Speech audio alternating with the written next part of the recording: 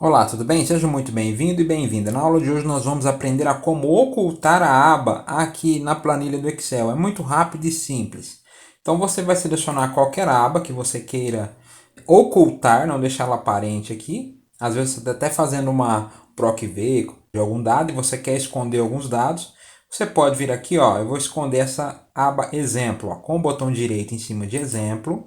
Eu venho agora e clico com o botão esquerdo em ocultar.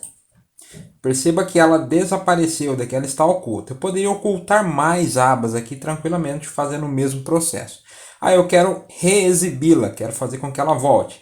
Você vai em qualquer dessas abas, botão direito e clique em reexibir.